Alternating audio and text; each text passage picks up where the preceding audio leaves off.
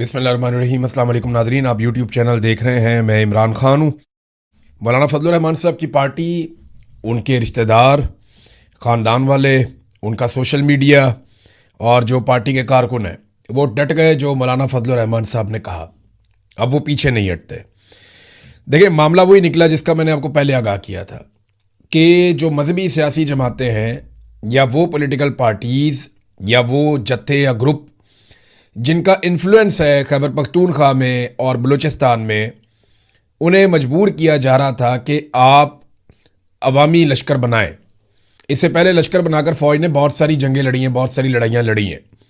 उन्हें एक मरतबा फिर अवामी सपोर्ट चाहिए थी और वो ये चाह रहे थे कि मकामी अफराद और कबाइल जो हैं वो अपने लश्कर बनाएं, उन्हें मुसल्ला किया जाए, उनको हथियार दिए जाएँ और उनके साथ दीगर मुसल्ला अफराद को शामिल किया जाए। जब मैं आपको दीगर मुसल्ला अफराद की बात कर रहा हूँ ना, तो मैं आपको एक कंफर्म खबर दे देता हूँ कि मकामी अफराद को ये भी कहा गया कि आप अगर अपने 25 आदमी देंगे तो 75 आदमी हम आपको देंगे। अब वो 75 आदमी कहाँ से आएंगे? ये वो अफ़गान फोर्सेस हैं या वो लोग हैं जिन्हें हमेशा छतरी के नीचे रखा गया है और इन्हें तैयार किया गया है उस वक्त के लिए जिस वक्त इन्हें इस्तेमाल किया जाना था। तो अवामी सपोर्ट के बगैर तो ना तो ये अफ़गान फोर्सेस पाकिस्तान में लड़ सकती हैं, ना कोई जराइम पेशा अफराद पाकिस्तान में लड़ सकते हैं, और ना ही फोर्सेस पाकिस्तान के अंदर गली मोहल्लों में, इलाकों में, पहाड़ों पे कहीं पे लड़ सकती हैं। बहुत डीमोरल हो चुकी हैं फोर्सेस। उन्हें लड़ने के लिए मोराल की ज़रूरत है, पब्लिक की ज़रूरत है, पब्लिक की सपोर्ट की ज़रूरत है, लेकिन अवामी सपोर्ट मैसर नहीं है। अब हज़ारों की तादाद में अफ़गान फोर्सेस भी यहाँ पे मौजूद है। अगर उनको लड़ाना है, आपने तो किसी छतरी के नीचे लड़वाना है ना, या किसी क़यादत के साथ लड़वाना है, तो अवामी सतह पे क़यादत करने के लिए लोग तैयार नहीं हैं। आज जराइम पेशा लोग जो हैं, जो स्मगलर्स हैं, जो मनशियात का कारोबार करते हैं, ऐसे लोगों को आगे लाया जा सकता है। ये लोग आगे आएंगे, आकर इस लड़ाई को लड़ेंगे, लेकिन उसके बाद ये लोग क्या करेंगे इसके बारे में कोई सोच भी नहीं सकता। ये वो करेंगे, तिगनी का नाच नचा देंगे पाकिस्तान की एस्टेब्लिशमेंट को, क्योंकि ये तो पैसे के लिए करते हैं सब कुछ। तो इस वक्त अवामी सपोर्ट नहीं मिल रही और जो एक ट्रेंड चल रहा है सोशल मीडिया पे वो ये है कि लश्कर नहीं, खुद लड़ो। तो देखें, पाकिस्तान की फ़ौज इंडिया के साथ लड़ सकती है, पाकिस्तान की फ़ौज किसी और मुल्क के साथ तो लड़ सकती है। वहाँ पे वो अपनी एयरफोर्स इस्तेमाल कर सकती है, अपने टैंक इस्तेमाल कर सकती है, अपना तोपखाना इस्तेमाल कर सकती है। लेकिन जब आप उसी फ़ौज को पाकिस्तान के अंदर लड़वाएंगे ना, तो वो नहीं लड़ सकती। उसकी वजह यह है कि फ़ौज डिज़ाइन ही ऐसे नहीं होती कि वो गलियों मोहल्लों में, अंदर इलाकों में जाकर डीप इनसाइड द कंट्री वो लड़े। वो नहीं कर सकते ऐसा। इसके लिए उन्हें मकामी सपोर्ट चाहिए होती है। अब मकामी सपोर्ट जो है वो आहिस्ता आहिस्ता ख़त्म हो गई है। पहले बलोच इलाकों में ख़त्म हो गई है, पश्तून इलाकों में ख़त्म हो गई। अब ये जो कत्लेआम हुआ सिक्योरिटी एहलकारों का बलूचिस्तान में, जो लोग लाशें रख के बैठे हुए हैं, 30 लाशें रख के वो सड़क के ऊपर बैठे हुए हैं, वो एहतजाज कर रहे हैं कि हमारे मुतालबात माने जाएं, हमारी बात सुनी जाए, हमारे शिकवे सुने जाए। 5 दिन हो गए उनकी बात ही कोई नहीं सुनता। तो वो लोग तो एहतजाज कर रहे हैं। अब ये जो कत्लेआम हुआ, इसमें लोगों को गुस्सा दिलाने के लिए जो मुसल्ला जत्थे थे उन्होंने चेहरों के ऊपर तेजाब तक डाले ताकि लोग गुस्से में आए, और ऐसा लगता था कि अब लश्कर बन जाएंगे, लेकिन लश्कर बने नहीं। अब फजलुर रहमान साहब की पार्टी ये ट्रेंड चला रही है, लश्कर नहीं, खुद लड़ो। यानी हम फौज को तनख्वाह देते हैं, पुलिस को तनख्वाह देते हैं, एफसी को और रेंजर्स को तनख्वाह देते हैं, उन्हें बंदूकें लेकर दी हैं, उन्हें तरबियत लेकर दी है, तो उन्हें लड़ाई लड़नी चाहिए। हाँ, अगर किसी दिन वो लड़ाई हार गए या उनके लिए बहुत बड़ी मुसीबत हो गई तो फिर अवाम पे पड़ जाएगी, फिर अवाम जाने, अवाम का काम जाने।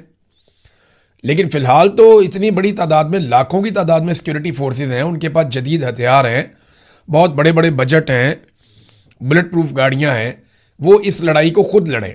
ये मौलाना फजलुर रहमान साहब का उसूली मौक़िफ़ है। अब ये ट्रेंड जो है वो इस वक्त फुल टाइम चल रहा है। अच्छा, लश्करों के बारे में बताऊं, पिछली मरतबा जो लश्कर बनाए गए थे ना, वो लोग शहीद हो गए। लश्कर बनाए गए, लश्करों ने टीटीपी के साथ लड़ाई की, उन्होंने तालिबान को बहुत मारा, तालिबान को अपने इलाकों से निकाल दिया, लेकिन उसके बाद जो लश्कर को हेड करने वाले लोग थे उनके ऊपर कातलाना हमले शुरू हो गए और टारगेट किलिंग में एक एक करके लश्कर के अंदर काम करने वाले लोगों को मारा गया जो अवामी लश्कर बनाए गए थे। मिसाल के तौर पे अफजल गुज्जर हैं, बहुत बड़ा नाम है उधर बालाकंड में, उनका भतीजा, भाई, ये लोग शहीद हो गए। एएनपी के कुछ लोग थे, उनके घरों के ऊपर अटैक हुए। बहुत सारे ऐसे लोग जिन्होंने अवामी लश्कर बनाकर दहशतगर्दों का सामना किया था, वो सारे लोग टारगेट किलिंग में एक एक करके मारे गए। ये तादाद बहुत बड़ी है, मैं इसकी तफसीलात इकट्ठी कर रहा हूँ, मैं आपके साथ शेयर करूँगा। बहरहाल फ़िलहाल लश्कर के खिलाफ एक पूरी मुहिम बन चुकी है। वैसे भी एस्टेब्लिशमेंट के खिलाफ जो भी खड़ा होगा आजकल के दौर में, अवामी सपोर्ट और तायीद उसको मिल जाएगी फौरी तौर पे, क्योंकि एस्टेब्लिशमेंट इस वक्त जुल्म कर रही है, बहुत ज़्यादा जुल्म कर रही है। चाहे वो बलूचिस्तान है, चाहे वो कबायली इलाके हैं, चाहे वो कश्मीर है, चाहे वो गिलगित बल्तिस्तान है, बल्कि पूरा पाकिस्तान, हर जगह पे उन्होंने जुल्म का एक बाजार गर्म किया हुआ है।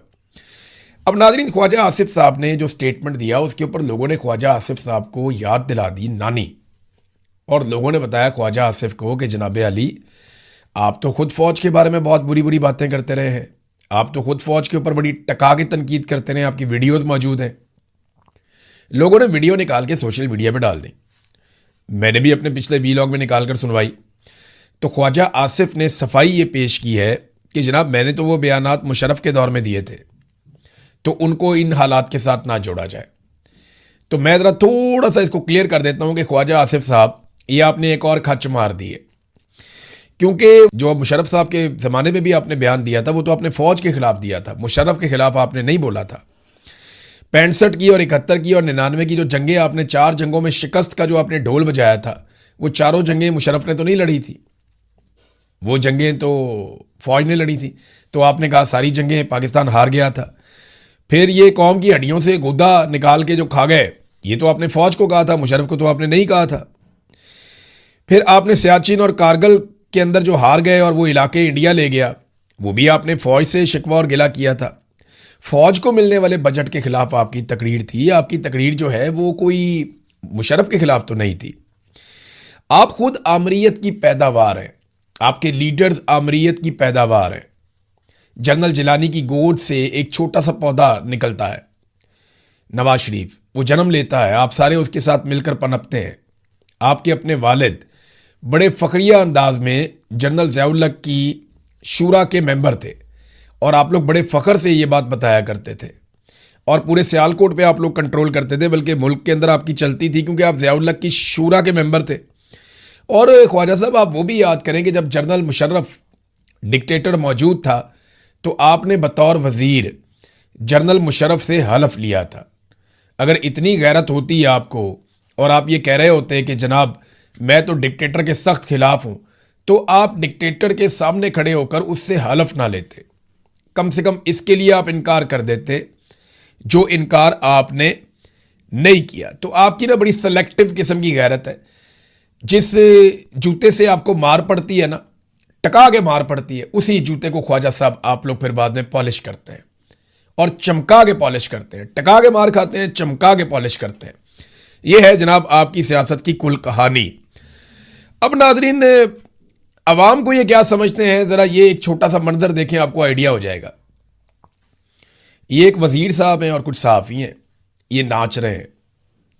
कोई बात नहीं, लोग नाचते हैं म्यूज़िक लगा के, लेकिन ये पंजाबी गानों पे ऊंची आवाज़ में डेक लगा के नाच रहे हैं बलूचिस्तान में। और मौका क्या है, नेशनल डिफेंस वर्कशॉप।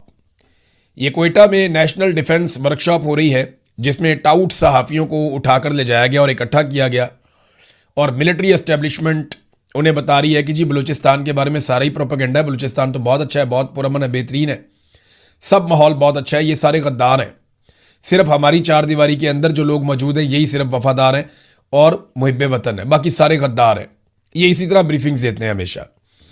तो कोयटा नेशनल डिफेंस जो वर्कशॉप है, उसमें ऊंची आवाज़ में पंजाबी गानों के ऊपर, देखें, अगर वो कहते जी कल्चरल इवेंट था तो फिर वहाँ पे बलूची गाने होने चाहिए, आप बलूचिस्तान गए हुए हैं, लेकिन पंजाबी गाने अब लग के लगा के और उसके ऊपर जनाब वहाँ पे रक्स करवाया जा रहा है। और वहाँ से थोड़ी दूर लोग लाशें रख के बैठे हुए हैं, बिल्कुल वहाँ से थोड़ी दूर लोग अपनी लाशें सड़कों पर रख के बैठे हुए हैं। वहाँ पे सोग का समा है, पूरा बलूचिस्तान रो रहा है, लहू लहान है, और ये लोग वहाँ पे नाच रहे हैं। ना सिर्फ नाच रहे हैं बल्कि उसकी वीडियो निकाल कर सोशल मीडिया पे भी डाल रहे हैं, ताकि सारी दुनिया देख ले कि हमें जितना मर्जी गरीबों का, कमज़ोरों का खून बहता रहे, हमें इससे कोई फ़र्क नहीं पड़ता। देखिए, ये ऐसे ही है, आपको समझ नहीं आएगी, लेकिन ये ऐसे ही है। मैं बतौर जर्नलिस्ट इन सारी चीज़ों को बहुत करीब से देख चुका हूँ। ये जो ऊंची ऊंची दीवारें हैं ना एस्टेब्लिशमेंट की बनाई हुई, इन दीवारों के उस तरफ हमेशा जश्न का समा रहता है। वो बहुत खुश रहते हैं, वो बहुत अच्छे खाने खाते हैं, बड़ी अच्छी वर्जिश करते हैं, उनके जिम बहुत अच्छे हैं, उनके अस्पताल बहुत अच्छे हैं, उनके बच्चों की तालीम का इंतज़ाम बहुत अच्छा है, उनके पासपोर्ट अलग रंग के हैं। वो अपनी लाइफ को बहुत इंजॉय करते हैं, बहुत ज़्यादा। लेकिन जैसे ही वो इस दीवार से बाहर निकलते हैं तो वो अपने चेहरे के ऊपर थोड़ा सा गम ले आते हैं, ताकि बाहर बैठे हुए जो आम लोग हैं वो बेवकूफ़ बने कि जनाब ये भी हमारे गम के अंदर दुबले हुए जा रहे हैं। ऐसा नहीं है। चार दीवारी के उस तरफ जश्न रहता है हमेशा, ये बहुत इंजॉय करते हैं। वहाँ पे हर दिन ईद का है, हर रात शबरात की है। लेकिन चार दीवारी के बाहर हर तरफ आग लगी है, लहूलहान है। चाहे वो बलूचिस्तान है, चाहे खैबर पख्तूनख्वा के कबायली इलाके हैं, चाहे वो आज आज़ाद कश्मीर है, हर तरफ एक दुख है, एक रंज है, एक तकलीफ है। लेकिन चार दीवारी के अंदर कितना सुकून है, ये एक छोटा सा मंजर आपको बता रहा है। देखें ये लोग कैसे एंजॉय कर रहे हैं। महफूज दीवारों के पीछे ये लोग जश्न मना रहे हैं। और इस वक्त फजलुर रहमान के लिए चौहान को, वो क्या नाम है, ओन को, और काले चैनल के मुलाजमीन को, सोशल मीडिया की जितनी भर्तियां की हैं उन सबको लॉन्च किया गया, लेकिन वो मुकाबला नहीं कर पा रहे। वजह पता क्या है? जो भी मिलिट्री एस्टेब्लिशमेंट के जुल्म के खिलाफ खड़ा होगा, चाहे वो पाकिस्तान में सबसे गैर मकबूल है। फजलुर रहमान साहब ने इतना बड़ा जुल्म किया हुआ है इस कौम के ऊपर। रजीम चेंज ऑपरेशन के मरकजी किरदार थे जर्नैलों के कहने के ऊपर। लेकिन फजलुर रहमान की अच्छी बात यह है कि उन्होंने बाद में बता दिया, जब जर्नैलों ने उन्हें इक़्तिदार में हिस्सा नहीं दिया तो फजलुर रहमान साहब ने बता दिया कि यार मैंने जर्नैलों के कहने के ऊपर रजीम चेंज ऑपरेशन किया था, इन्होंने बुलाया था और बुला के हमें इसका सारे गेम का हिस्सा बनाया था। फजलुर रहमान पोल खोल चुके हैं। बहरहाल वो गंद जो फजलुर रहमान साहब ने मारा तो उल्टा उनके ऊपर गंद तो आना ही था। अब फजलुर रहमान साहब बहुत बदमज़ा हैं, लेकिन हैरत की बात यह है कि इंतहाई गैर मकबूल होने के बावजूद पब्लिक उनके साथ खड़ी हो गई। पाकिस्तानी फजलुर रहमान के साथ खड़े हो गए, क्योंकि एस्टेब्लिशमेंट के खिलाफ जो भी खड़ा होगा ना, पब्लिक उसको सपोर्ट जरूर करेगी, क्योंकि वो जुल्म के खिलाफ और जालिम के खिलाफ खड़ा हुआ है। कश्मीर में नाजरीन एहतजाज को 40 दिन हो गए, अंदाजा कीजिए आप, और कश्मीरी हार नहीं मान रहे। रोजाना रैलियां निकालते हैं, रोजाना एहतजाज करते हैं, उनके धरने वहां पे जारी हैं। आसिम मुनीर साहब का जो रजीम है वो हर शोबे में, हर जगह पे और तमाम महाजों के ऊपर नाकाम होता चला जा रहा है। एक छोटी सी कामयाबी उनके गले पड़ी थी। एक तो ये कि पाकिस्तान एयरफोर्स ने इंडिया के चंद जहाज गिरा दिए थे, वो भी एयरफोर्स ने गिराए थे। तो आसिम मुनीर साहब खुद फील्ड मार्शल बन के बैठ गए, और ना सिर्फ फील्ड मार्शल बन गए बल्कि ताहयात इस्तिस्ना भी इसी चक्कर में ले लिया, इन्हीं तरमीम करवा के। एयरफोर्स के वो पायलट हैं, उनका कोई जानता भी नहीं है जिन्होंने वो तैयारे गिराए थे। तो एक तो ये एक कामयाबी उनके गले पड़ी थी, लेकिन उसका वो पाकिस्तान की फ़ौज को या पाकिस्तान को फ़ायदा देने की बजाय उन्होंने ज़ाती फ़ायदा ले लिया। और दूसरा जो एक सालसी वाला एक रोल उन्हें मिल रहा था, वहाँ पे अब ईरान ने कह दिया जी वो तो MOU इस्लामाबाद वाला ख़त्म हो गया, अमली तौर पे दोबारा वहाँ पे जंग लगी हुई है। तो बाकी तमाम महाजों के ऊपर, चाहे वो मईशत का है, दहशतगर्दी का है, अमन व अमान का है, मुल्क में इस्तेहकाम का है, सरमायाकारी का है, कुछ भी है, हर जगह पे आसिम मुनीर साहब का रजीम तमाम महाजों पर नाकाम हो गया। अब वो ढूंढ रहे हैं कि मलबा किस पे डालें। तो मलबा डालने के लिए तो उन्हें फ़िलहाल कोई नहीं मिलता। नाजरीन, अलीमा खानम आज अडियाला जेल के बाहर नहीं आई, उनकी बाकी बहनें आई हैं। जो मैंने आपसे कहा था ना, मेरा अंदाज़ा ठीक निकला। अलीमा खानम अब खैबर पख्तूनख्वा के अंदर ही तहरीक चलाएगी और वो लोगों को इकट्ठा करेगी, बज़ाहिर ऐसा दिखाई देता है। अगर उन्हें अच्छा रिस्पॉन्स मिला और खैबर पख्तूनख्वा अलीमा खानम के साथ निकल आया और बड़ी तादाद में लोग उनके साथ इकट्ठे होना शुरू हो गए, तो देखें ये एक खुदकुश हमला है। अलीमा खानम जो कर रही हैं अपने भाई के लिए, ये एक तरह की खुदकुशी है, क्योंकि उनके बाकी सारे रास्ते बंद हो चुके हैं।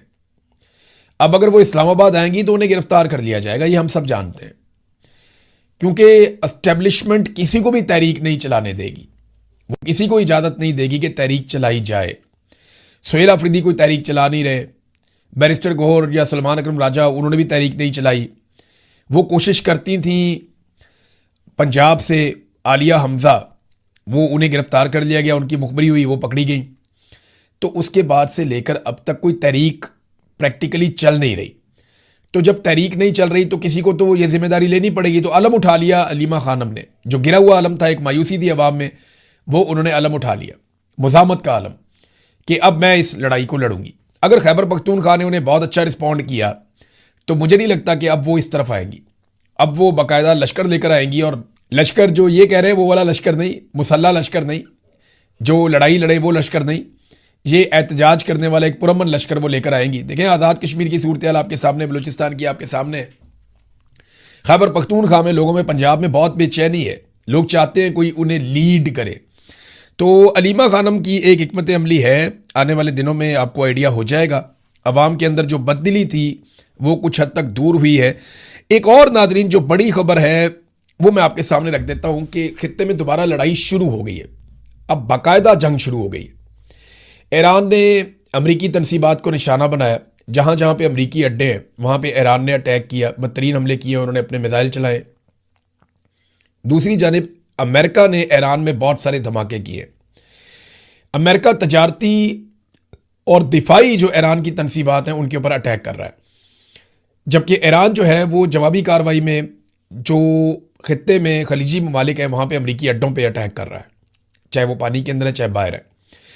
डोनाल्ड ट्रंप ने ये जो 20% वाला काम शुरू कर दिया ना, इस पर अमेरिका में डोनाल्ड ट्रंप को बहुत सारे लोगों ने मना किया था, लेकिन डोनाल्ड ट्रंप ये कहते हैं कि हम अगर इस पूरे इलाके की नाकाबंदी कर दें तो यहाँ से जितने भी कंटेनर्स निकलेंगे या टैंकर्स निकलेंगे या जितने भी यहाँ से बहरी जहाज़ निकलेंगे आपने हुर्मुज़ को अबूर करके, हम उनसे 20% अगर एक टैक्स वसूल करें, एक फ़ीस वसूल करें तो हम ठीक ठाक पैसा बना सकते हैं। वो इसको एक इकोनॉमिक मॉडल के तौर पे देख रहे हैं डोनाल्ड ट्रंप।